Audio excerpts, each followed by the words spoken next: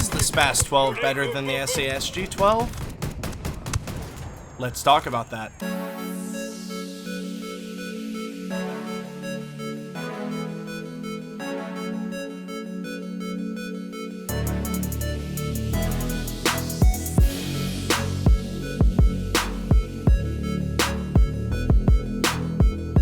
What's up guys, this is SPAS-12 coming at you with another Tom Clancy's Ghost Recon weapon review.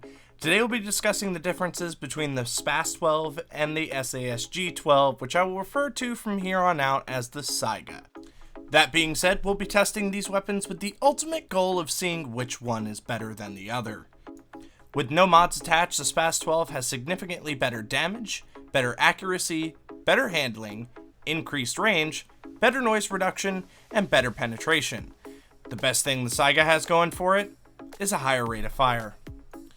So let's take a look at the accuracy of both weapons. Our bestest buddies in the whole wide world, the cows, are willing to put their best foot forward and become steaks for us later on tonight. Thumbs up for the cows! The first weapon we will be using is the SASG-12.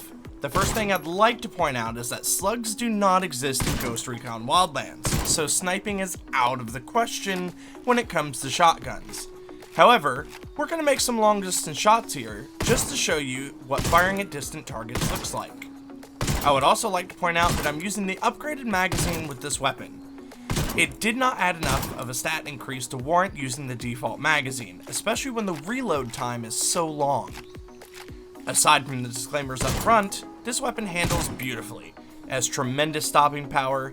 You can actually feel the power in your hands when you're firing this weapon. The SPAS-12 also has fairly decent accuracy, even for ranged targets.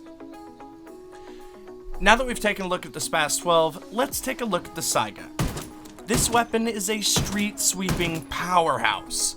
The recoil is super controllable, it's got plenty of power, and it's accurate enough that I can still take down targets at considerable range. The standard iron sights on the weapon don't really offer much in the way of a clear sight picture of your target. But that's okay, because this weapon was never really meant to be used while aiming down sights. By far, the biggest benefit of using this weapon is its reload speed, decimating all the other weapons in its class. On a more personal note, I love the sound that comes out of this weapon. Let's take a look at the recoil and spread patterns for both weapons. The first weapon we'll be testing is the SPAS-12. I would also like to remind you that during testing, I'm not fighting the recoil at all. The SPAS-12's recoil pattern shifts straight up. The spread pattern towards the end of the magazine tends to open up a little bit, so if you're using this weapon to take down a target at range, firing this weapon as fast as you can will negatively impact you. So let's have a look at the Saiga's recoil and spread patterns and compare the two. As with the SPAS-12, the spread pattern opens up a bit towards the end of the magazine, and the recoil pattern is again straight up. The straight up recoil pattern is by far the most beneficial to the shooter, because should you aim a little too low, following shots will walk up the target. Now let's outfit both weapons with relatively the same mods and see how that changes the weapon characteristics. We'll be outfitting each weapon with the stock buttstock, keeping the iron sights. We'll leave the trigger mechanism as stock, upgrade the magazine to the highest round count, add a version 4 foregrip to the Saiga, and add a version 2 compensator to both. A side-by-side comparison of each weapon as they are being upgraded shows that the SPAS-12 has significantly better damage, rivaling some of the better sniper rifles. Better accuracy, better handling, increased range, better noise reduction, and better penetration. Again, the only thing the Saiga has going for it is the significantly faster fire rate. So let's look at the recoil and spread patterns again.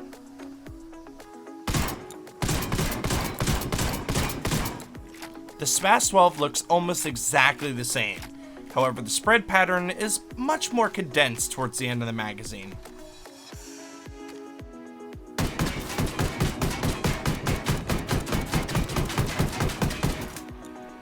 Looking at the recoil and spread patterns of the Saiga looks fairly the same as well, with a slight improvement on the spread pattern throughout the magazine. Just like before, the Saiga's recoil pattern is straight up. So let's take these weapons onto the battlefield and see how they perform in the real world. I'd like to point out that I will not be switching the configuration of these weapons. We will be using the SASG-12 first.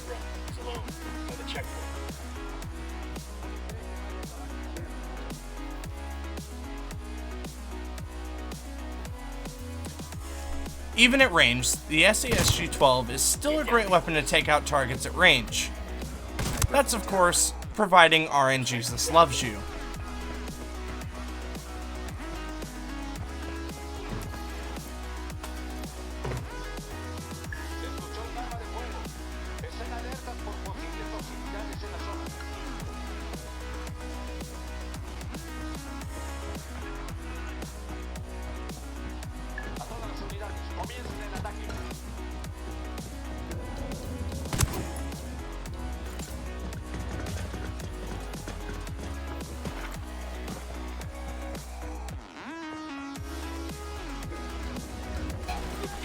I end up going down right here, so we'll go ahead and speed up the footage.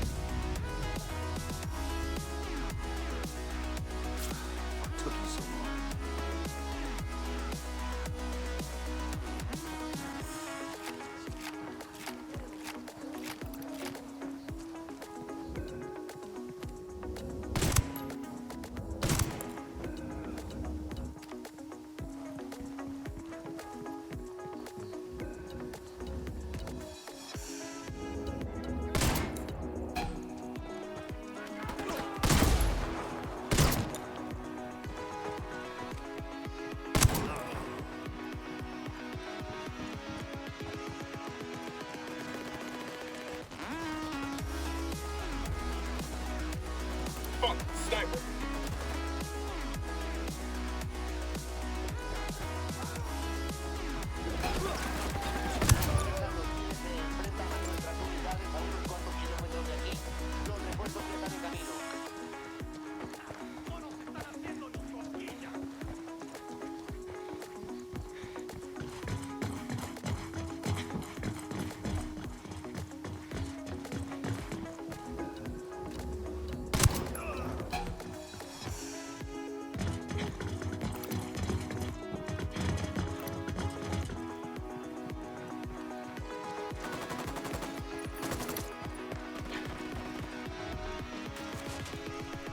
That's the end of the run. Let's take a look at the Saiga. Some of you may be wondering why I didn't take different sights on the Saiga, and why I added a foregrip when the SASG-12 doesn't have access to one. The answer to this is very simple. The Saiga inherently, due to its design, is not a great weapon for aiming down sights. The weapon was meant for hipfire. The foregrip will add a bonus to the weapon's sway, while the increased accuracy due to the addition of the sight will tighten its spread pattern, causing rapid tactical maneuvers to be less efficient. You can equate this to hip firing a high cyclic rate of fire sniper rifle versus a full auto SMG.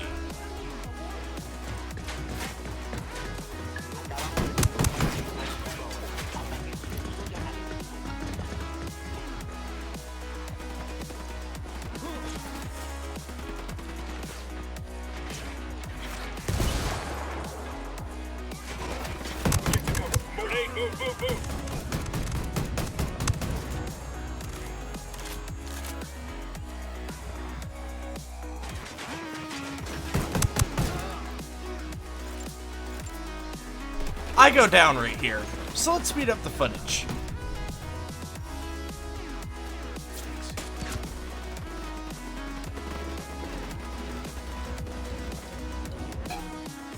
We got a sniper, get down.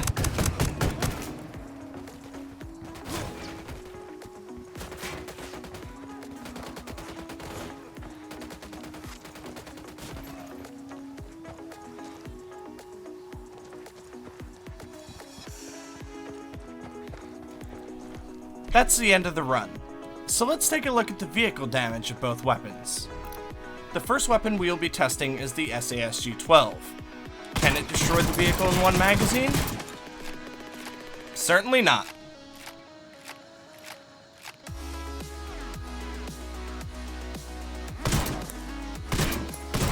Move, it's gonna So let's try the Saiga. Can it take down a vehicle in one magazine? It's gonna blow. That guy's history. Yes, it can.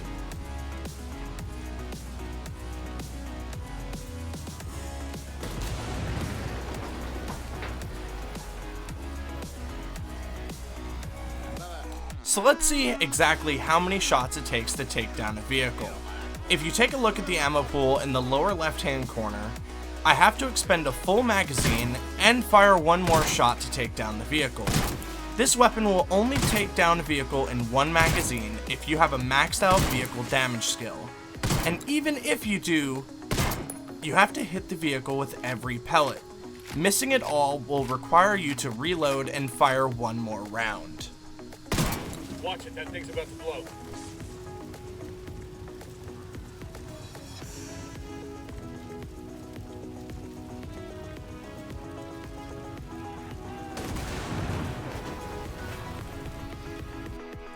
Time for the Saiga. Again, if you look at the ammo pool in the lower left corner, once this test is complete, there are 17 rounds left in the magazine. The Saiga is able to take down a vehicle in 33 rounds with a 50-round magazine. So which weapon is better? Before and after modifications, the SPAS-12 is overall better on paper. In testing, the SPAS-12 has much better stopping power and accuracy than the Saiga, but had a very limited ammo pool and punishing reload time. The Saiga, on the other hand, is a monster on the battlefield, and the fact that you can suppress it means you have a fast-firing, fast-reloading wall of lead at your disposal that makes very little noise. Which one is better? It honestly depends on the scenario. If you need to take down a group of heavies, the SPAS-12 is the best weapon for the job. Need to clear an entire base on the down low? The Saiga's got your back. To be honest, the Saiga feels like the best weapon all around. But let me know what you think down in the comments section. Alright folks, if you enjoyed the video, please leave a like. Don't forget to subscribe if you want to see more. And I'll catch you next time. Bye bye peeps.